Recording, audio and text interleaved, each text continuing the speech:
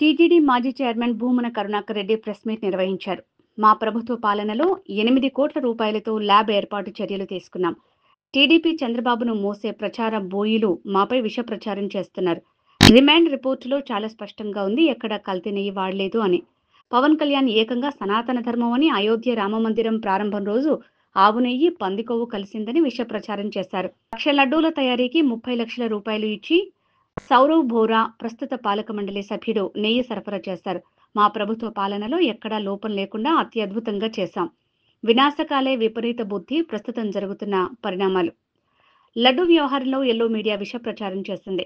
మా మీద దాడి చేయడానికి వెంకటేశ్వర స్వామిని వాడుకోవటం దారుణం. కల్తీ పవన్ కళ్యాణ్, చంద్రబాబు ఆలోచనల్లో ఉంది. వీళ్ల కోసం రాసే అక్షరాల్లో కల్తీ ఉంది. హిందువులంతా ఈ ఆరోపణలు చేసిన వారిని చీత్కరించుకుంటున్నారు. సిట్ రిమాండ్ రిపోర్ట్ ఈ రోజున అందరి చేతుల్లోనూ కూడా ఉన్నది. కానీ పనిగట్టుకొని చంద్రబాబు నాయుడు గారు చేసిన విమర్శ ఏంటి, పవన్ కళ్యాణ్ గారు చేసినటువంటి విమర్శ ఏంటి? పవన్ కళ్యాణ్ గారు అయితే మరింత ముందుకెళ్ళి ఆయన తిరుపతిలో పవనానంద స్వామి వేషం వేసుకొని వచ్చి తిరుపతి నడివీధిలో ఒక పెద్ద బహిరంగ సభలో సనాతన ధర్మ పరిరక్షణ కోసమని నేను నడుం బిగించాను అని ఆ కాషాయ ధారణ చేసి కొండలో ఇంత లడ్డూను అపవిత్రం చేసినటువంటి నీచులు అని మమ్మల్ని తిడుతూనే ఆ రోజున శ్రీరాముని ఆలయ అయోధ్య రాముని ప్రారంభోత్సవం రోజున టీటీడీ పంపించినటువంటి లడ్డులో ఆవు కొవ్వు, పంది కొవ్వుతో తయారు చేసినటువంటి లడ్డూలు పంపించినారు అని సాక్షాత్తు పవనానంద స్వాములైనటువంటి డిప్యూటీ సీఎం గారు ప్రవచించినారని ఆయన ఆ కాషాయ ధారణలో స్వాముల వారి వేషంలో వచ్చినారు.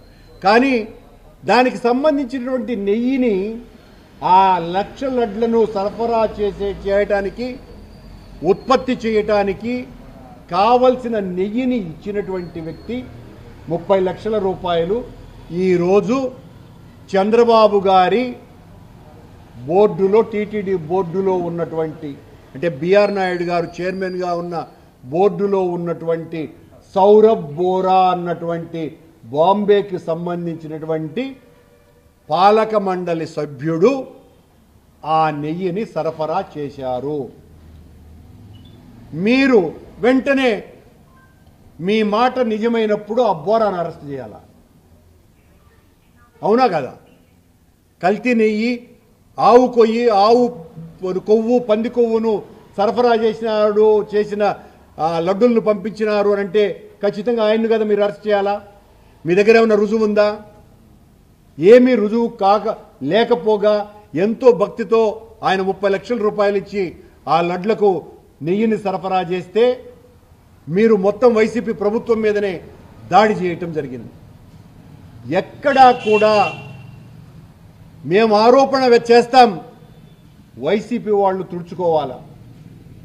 చంద్రబాబు గారు, పవన్ కళ్యాణ్ గారు, మీరు కళ్ళు మూసుకుంటే లోకమంతా చీకటైపోదు.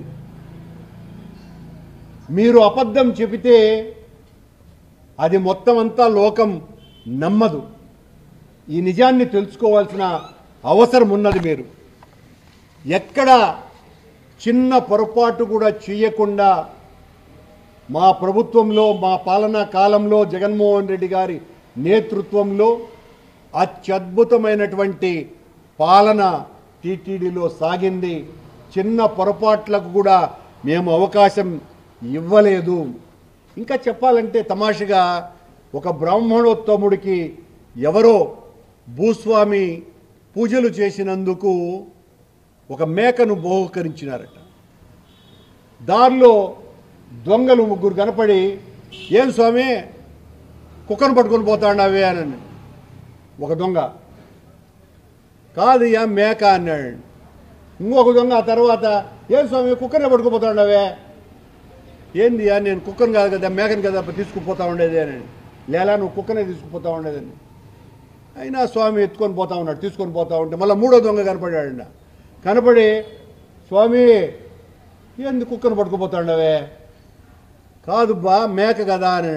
మేక అడిగా, మేక కుక్క కాదా అంటే ఏదేమైనా నిజమేనేమో మేకేనేమో అని ఆ మేకను దొంగకి ఇచ్చినాడంట. అట్లా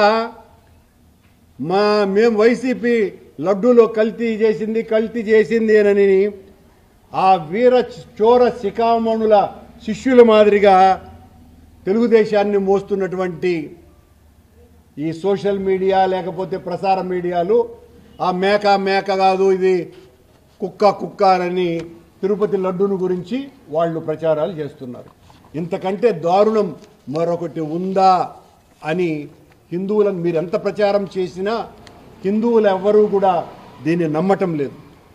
చంద్రుణ్ణి ఇంద్రుడని దేవేంద్రుడని పొగుడుతున్నటువంటి ఈ ఎల్లో మీడియా వైపరీత్యానికి ఈ అరెస్టులే ఒక పెద్ద ఉదాహరణ. మీరెంత ప్రచారం చేసినా సుప్రీంకోర్టు నేతృత్వంలో వేసినటువంటి విచారణ చేసినటువంటి నిగ్గు టీటీడీ నెయ్యిలో కల్తీకి సంబంధించి ఒక్క ఆరోపణ కూడా రిమాండ్ రిపోర్టులోనే ప్రస్తావించకపోవటం, దీన్నే అంటారు. ఇలాంటి ప్రచారాన్నే వినాశకాలే విపరీత బుద్ధి అని. ఇంత దారుణంగా విష ప్రచారం చేస్తే దేవదేవుని ఆగ్రహానికి గురి కాకుండా తప్పదు అన్న విషయాన్ని అర్థం చేసుకోవాలి. నలుగురు అంధులు మత్త గజాన్ని వర్ణించినట్లు పట్టుకొని ఒకడు తొండ, ఒకడు చెవి, ఒకడు దంతము, ఒకటి కాళ్ళు అన్నట్టుగా వాళ్ళకి ఏమీ తెలియకుండా ఎలా అయితే గజాన్ని వర్ణించినారో ఈ రోజున అన్నీ తెలిసి కూడా చంద్రబాబుకు సంబంధించినటువంటి మీడియా, చంద్రబాబుకు సంబంధించినటువంటి పార్టీ, జనసేన పార్టీలు తిరుమల లడ్డూ వ్యవహారంలో వ్యవహరిస్తున్నారు అన్నటువంటి విషయం సిట్ రిమాండ్ రిపోర్టు ద్వారా స్పష్టంగా అర్థమయ్యింది. సర్వం ఎరిగినటువంటి స్వామికి ఆగ్రహం కలిగిస్తే వీళ్ళ పీఠాలు కదిలిపోతాయి అన్నటువంటి నిజాన్ని ఈ సందర్భంగా గుర్తు చేస్తున్నా. చంద్రబాబు గారికి కానీ పవన్ కళ్యాణ్ గారికి కానీ మీరు మా మీద రాజకీయ పరమైనటువంటి ఆరోపణలు ఎన్నైనా చేయవచ్చు, ఇది రివాజుగా మారింది కాబట్టి. కానీ మా మీద దాడి చేయటానికి వెంకటేశ్వర స్వామిని వాడుకోవటము అన్నది చాలా ఘోరమైన పాపము, నేరము, దుర్మార్గము.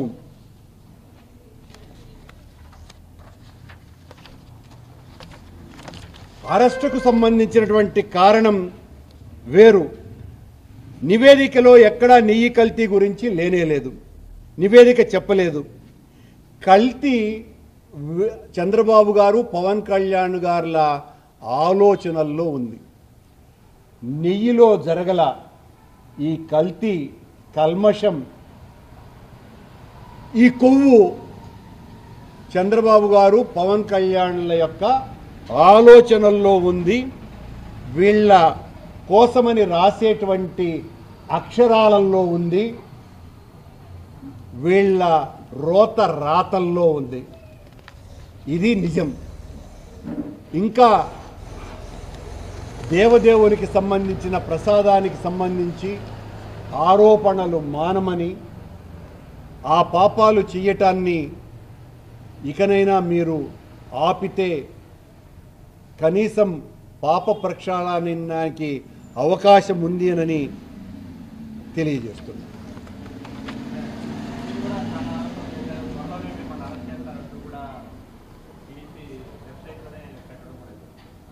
అదేం చేయాలి, పెడతారు కదా.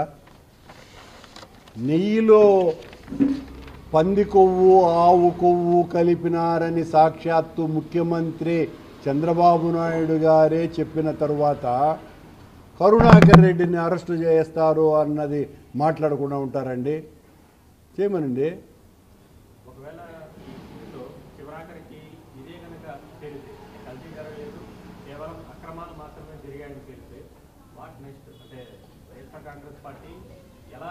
వైఎస్ఆర్ కాంగ్రెస్ పార్టీ కాదు, మొత్తం హిందువులంతా ఈ ఆరోపణలను చేసినటువంటి వాళ్లను చీదరించుకుంటారు, చీత్కరించుకుంటారు, అసహ్యించుకుంటారు. ఇంత పాపానికి కూడా రాజకీయానికి చేస్తారా? రాజకీయం కోసమని దేవుణ్ణి వాడుకుంటారా నన్ను.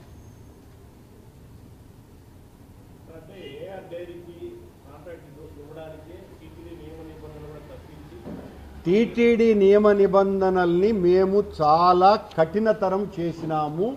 అవి కూడా ఈ ప్రభుత్వానికి తెలుసును. కావాలంటే మా హయాంలో ఎంత కఠినతరం చేశామో మీరు చూడొచ్చు. మేము కఠినతరం చేయకుండా ఉంటే ఏ శిక్షకైనా సిద్ధం. మేము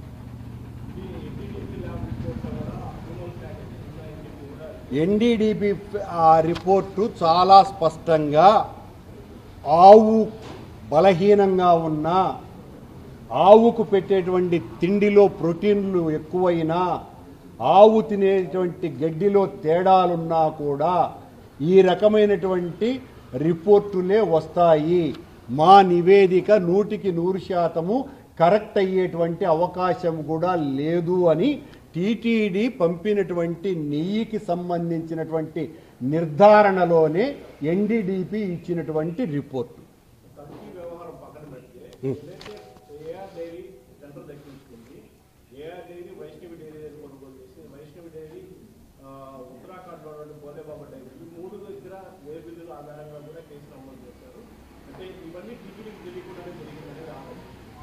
టీటీడీకి తెలిసే అవకాశం ఉంది. ఏముంది? అది 3 కాంట్రాక్టర్లకు సంబంధించినటువంటి విషయం. దీనికి సంబంధించినటువంటి ఇంజనీరింగ్ వ్యవస్థ లేకపోతే ఆ కొనుగోళ్ల వ్యవస్థ ఎవరు టెండర్ వేశారో అతి తక్కువ ధరకు అన్నదాంతో పాటు ఆ నెయ్యి సరైనటువంటిదా కాదా అన్నటువంటి నిర్ధారణ వరకు టీటీడీకి పరిమితం. బయట జరిగేటువంటి విషయాలు టీటీడీ ఎప్పుడు నిర్ధారించుకుంటుంది? ఈ రకమైనటువంటి విచారణలకు ఆదేశించినప్పుడు, విచారణలు జరిగినప్పుడు వాస్తవాలు తెలుస్తాయి ఏంది అన్నది. ఇంత జరిగినా కూడా దీనికి కల్తీ నెయ్యికి సంబంధించినటువంటి విషయం కాదు ఇది. సిట్ నిర్ధారణలో ఆ విషయాన్ని కూడా చెప్పలా. అంతేకాకుండా మా హయాంలో ఈ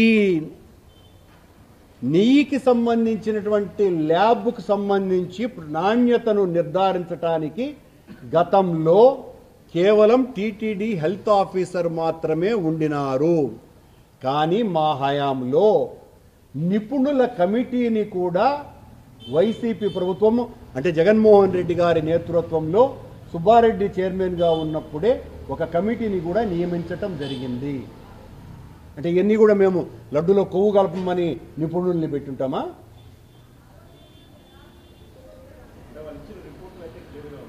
ఏమని? ఎవరి రిపోర్ట్లో? ఏ కమిటీ? సుప్రీంకోర్టు ఇచ్చినటువంటి కమిటీలో సాక్షాత్తు సుప్రీంకోర్టు గారి న్యాయమూర్తులే చంద్రబాబు గారు ముఖ్యమంత్రి గారు ఈ రకంగా మీరు ఏమాత్రము నిర్ధారణ కాకుండానే ఎలా నెయ్యి లడ్డూలో కొవ్వు కలిపారు, పంది కొవ్వు అని చెబుతారు అని సుప్రీంకోర్టు ఆక్షేపించింది. ఇప్పుడున్నటువంటి రిమాండ్ రిపోర్టు మీరు ఏదైతే చెప్తున్నారో ఆ రిమాండ్ రిపోర్టులో ఎక్కడా టీటీడీకి ఆ లడ్డు తయారైనటువంటి లడ్డులో ఆవు కొవ్వు పంది కొవ్వు కలిపినట్టు ఆ రిపోర్టులో లేదు. టీటీడీకి పంపినటువంటి ఏఆర్ డైరీ నెయ్యి నాణ్యత లేదు అని రిజెక్ట్ కాబడ్డది. అది జూలై 24లో పంపినటువంటి నెయ్యి. అంతకు పూర్వం ఇదే ఏఆర్ డైరీ పంపించినటువంటి నెయ్యిని నాణ్యత ఉంది అని నిర్ధారించిన తర్వాత ల్యాబ్ తీసుకున్నారు. అంతకు పూర్వము మా పరిపాలనలో 19 సార్లు నాణ్యత లేనటువంటి ఏఆర్ డైరీనే కాకుండా ఇతర డైరీలు సరఫరా చేసినటువంటి నెయ్యిలో కూడా సరఫరాలో లోపాలున్నాయని రిజెక్ట్ కాబడ్డాయి. అంతకు పూర్వము 14 నుంచి 19 వరకు చంద్రబాబు హయాంలో 15 సార్లు ఈ రకంగా నెయ్యి నాణ్యత ప్రమాణాలతో లేదు అని రిజెక్ట్ కాబడ్డాయి.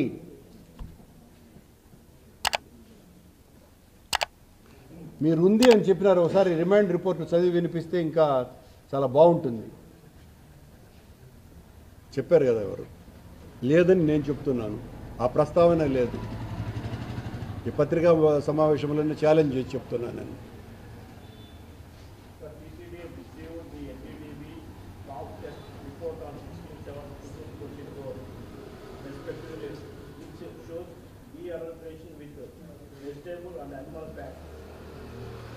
వాళ్ళ ఆరోపణ అండి అది.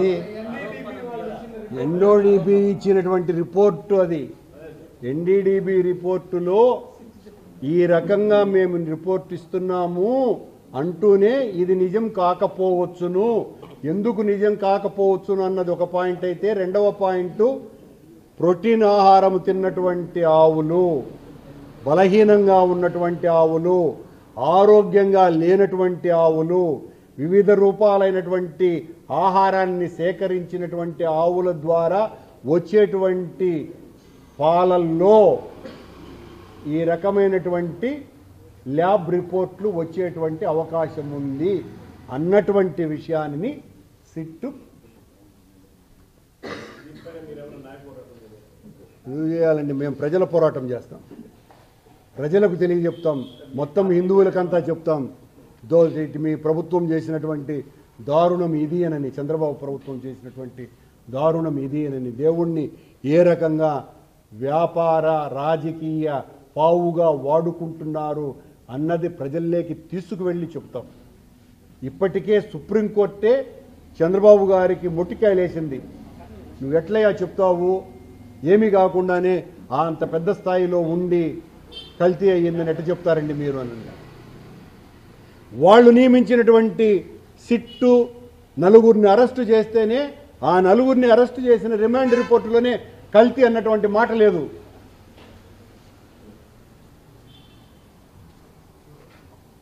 ఇంకా వద్దు.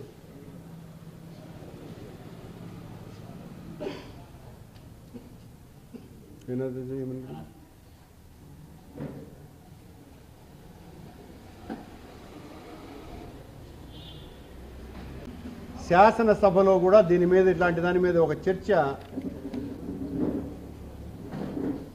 బద్రీ విశాల్ పిత్తి అనేటువంటి ఒక శాసనసభ్యుడు ప్రశ్న వేశారు. దాన్ని చూసే బహుశా చంద్రబాబు నాయుడు గారు చెప్పుండాలా. అచ్చు ఆయన ఏం చెప్పినాడో చంద్రబాబు గారు కూడా దాదాపు 53 ఏళ్ల తర్వాత కల్తీ నెయ్యిని గురించి ప్రస్తావించినారు. నేను చదివి వినిపిస్తాను మీకు. ఇదేం నేను కొట్టించింది కాదు, మీకు కూడా కావాలంటే తీసుకోవచ్చును. 1971 ఆగస్టు 25వ తారీఖున బద్రీ విశాల్ పిత్తి తిరుమల తిరుపతి దేవస్థానంలో కల్తీ నెయ్యి వాడకం. వింటారా లేదా? అయ్యా ఇది వాస్తవమేనా? నెయ్యి పేరుతో అత్తిపండు, మేడిపండు నూనె, ఆవు కొవ్వు తిరుమల తిరుపతి దేవస్థానానికి విక్రయిస్తున్నారా? అవును అయితే దానిని అమ్మిన భక్తుల పేర్లేమిటి? ఏ తేదీ నుండి అలా అమ్మటం జరుగుతున్నది? ఎప్పుడు అమ్మకాలు నిలిచిపోయాయి? లేదా దానిని అమ్మే వాళ్ళు ఏ ధరకు అమ్మారు? అప్పట్లో నెయ్యి కొనేందుకు టెండర్లు పిలిచారా? దీనికి బాధ్యులైనటువంటి వారిపైన చర్యలు తీసుకున్నారా? చర్యలు ఏవి తీసుకోనకపోతే ఎందుకు తీసుకోనలేదు? ఇది ప్రశ్న. ఆర్ రామలింగరాజు గారు దేవాదాయ శాఖ మంత్రి. లేదు మహోదయ, మొదటి దానికి. రెండవ దానికి ఆ ప్రశ్న ఉత్పన్నమే కాదు. తిరుమల తిరుపతి దేవస్థానం టీటీడీ కోఆపరేటివ్ స్టోర్స్ నుండి నెయ్యిని కొనుగోలు చేస్తున్నారు. అయితే 1970 ప్రాంతాల్లో కొంతకాలం పాటు ఏకీకృత పాల ఉత్పత్తి కేంద్రం విజయవాడ నుండి నెయ్యి సరఫరా చేయటంలో విఫలమైనందున ఆగ్మార్క్ నెయ్యి అమ్మేవారు నుండి టెండర్లు స్వీకరించారు. మరో ప్రశ్న ఉత్పన్నం కాదు. బద్రీ విశాల్ పిత్తి దానికి అనుబంధ ప్రశ్న. డక్కన్ 13/8/71 నాటి డక్కన్ క్రానికల్ పత్రికలో ఒక వార్త ముద్రించారు. అందులో వెల్లడించిన ప్రకారం పెద్దిరెడ్డి తిమ్మారెడ్డి రెవెన్యూ మంత్రి తిరుమల తిరుపతి దేవస్థానం వారికి నెయ్యి పేరుతో ఆవు, పంది కొవ్వును విక్రయిస్తున్నారు అనని. ఇది వాస్తవమా కాదా? దీని ప్రకారం జవాబు సరైనదా కాదా? ఆర్ రామలింగరాజు మంత్రి, ఆవుది పందిది కాదు, పందిది కాదు, ఆవుది కాదు, మరి దేనిది? విశాల్ పిత్తి. ఇంకా ఆ పత్రికలో ముద్రించినది ఏమిటంటే, ఇక్కడ ఆదివారం నాడు ధర్మరక్షణ సభా సమావేశం ఒకదానిలో ప్రసంగిస్తూ అక్కడే వ్యవసాయ మంత్రి ఉండటం వలన, ఆయన దృష్టికి ఆ విషయం వెళ్ళటం వలన ఆయన వెంటనే తగు చర్యలు కైగొన్నారు. హైదరాబాద్ పాల కేంద్రం నుండి శుద్ధమైన నెయ్యి కొనేందుకు తగిన ఏర్పాటు చేసినారు. దీనికి రామలింగరాజు, మాకు ఇప్పటి వరకు ఎటువంటి ఫిర్యాదు అందలేదు. తిరుమల తిరుపతి దేవస్థానం వారికి పంది, ఆవు కొవ్వు, నెయ్యి పేరుతో అమ్మలేదు. తిరుమల తిరుపతి దేవస్థానం టీటీడీ సహకార సంఘం వారి దుకాణం నుండి మాత్రమే నెయ్యి కొనుగోలు చేస్తున్నది. బహుశా ఇది లేపుంటారు చంద్రబాబు గారు ఈ వార్తని.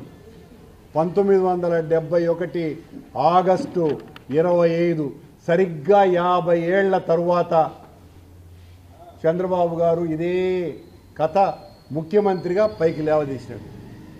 దీన్ని మీరు ఎక్కడైనా వెబ్సైట్లలో దొరుకుతుంది.